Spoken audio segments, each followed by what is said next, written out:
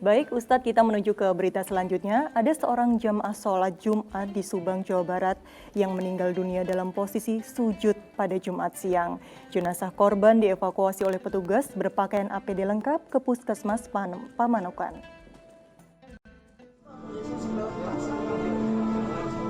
Jemaah Masjid Al-Mukhlisin Pamanukan Subang digegerkan dengan penemuan Upan Sopyan, 49 tahun, warga Desa Cisaga, Kecamatan Cibogo, Kabupaten Subang, Jawa Barat, yang ditemukan meninggal dunia dalam posisi sujud Jumat siang. Kematian korban diketahui setelah jemaah lainnya selesai menjalankan sholat Jumat. Jemaah lain sebelumnya menyangka korban sedang melakukan sholat, namun terus terdiam lama dalam posisi sujud. Keadaan beliau meninggal itu dalam keadaan sedang sujud. Sujud? Ya, sedang sujud. Diketahui meninggalnya ketika perkiraan waktu sholat sunnah Jumat. Waktu sholat Jumat itu kemungkinan udah meninggal. Sampai selesai Jumat, ternyata beliau masih dalam keadaan sujud. Setelah dipastikan meninggal dunia, jasad korban dievakuasi ke Puskesmas Pamanukan Subang. Namun karena dalam kondisi pandemi COVID-19, korban dievakuasi petugas dengan menggunakan alat pelindung diri atau APD lengkap. Zainal Arifin melaporkan dari Subang, Jawa Barat. Ya, innalillahi wa inna ilaihi raji'un. Semoga almarhum husnul khotimah dan bagi keluarga yang ditinggalkan diberi kesabaran. Nah, ini bagaimana tanggapan Ustadz Mukhlis terkait dengan orang yang wafat dalam kondisi bersujud, sholat atau beribadah ini, Ustadz? Ya, kita berharap orang tersebut meninggal dalam keadaan husnul khotimah di bulan Ramadan, karena dalam satu ungkapan itu bahwa orang meninggal itu tidak jauh-jauh dari kebiasaannya. Masya Allah. Itu ada satu hadis yang mengatakan matal mar'u ala ma'asya. Seseorang meninggal itu gak jauh-jauh dari kebiasaannya sehari-hari. Maka orang meninggal dalam keadaan sholat itu ya mudah-mudahan karena sebelumnya dia terbiasa sholat ya. Rasanya kan ada orang yang ketika akan meninggal dunia dalam keadaan sakaratul maut itu dituntun membaca la ilaha illallah sulit sekali. Karena mungkin semasa hidupnya dia jarang melafalkan itu ya. Nah, oleh karena itu meskipun innamal a'malu bil khawatim, segala sesuatu diukur dari ujungnya, penghabisannya, hasil akhirnya, tetapi itu semua kan adalah hasil proses perjalanan panjang dari kebiasaannya.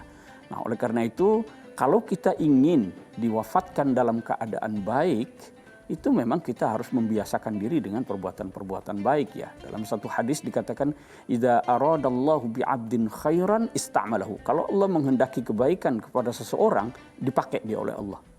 Para sahabat itu bertanya, apa yang dimaksud ista'malahu itu dipakai itu?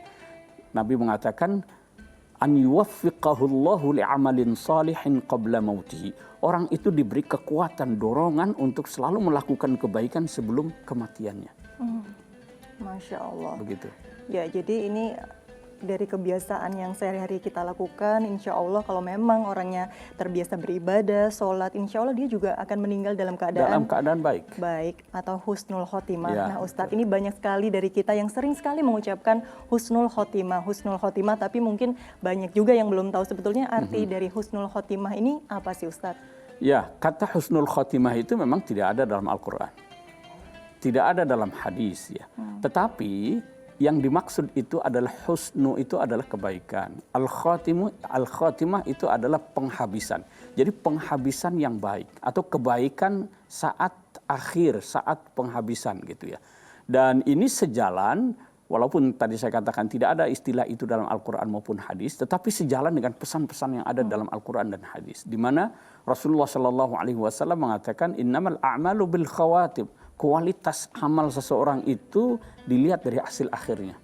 Boleh jadi ada orang yang sebelumnya itu baik, tapi di akhirnya kok penghabisannya meninggal dalam keadaan dia akan menjadi penghuni neraka.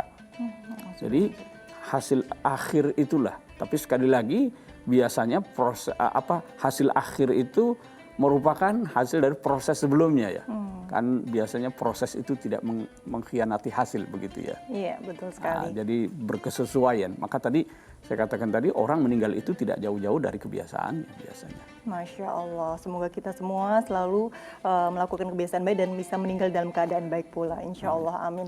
Nah Ustadz, ini misalnya Ustadz, ketika kita sholat berjamaah, kemudian imam yang kita makmum, kemudian imam tersebut meninggal atau wafat, apa yang harus kita lakukan Ustadz? Apakah sholat terhenti atau sholat tetap dilakukan dan siapa yang menjadi pengganti imamnya ini Ustadz? Yang meninggal itu imamnya, Imamnya, atau betul. jatuh gitu ya? Iya. Nah, dalam kondisi seperti ini, itu menolong orang yang sedang dalam keadaan sakit atau dalam keadaan bahaya harus lebih didahulukan. Karena sholat itu bisa diulang. Tapi menyelamatkan jiwa manusia itu hitungannya bahkan mungkin tidak menit, detik gitu. Kalau dia tidak tertolong bisa lewat begitu ya. Jadi ikhtiar, kewajiban kita itu adalah berikhtiar menyelamatkan jiwa manusia. Ini harus didahulukan. Sholat bisa diulang.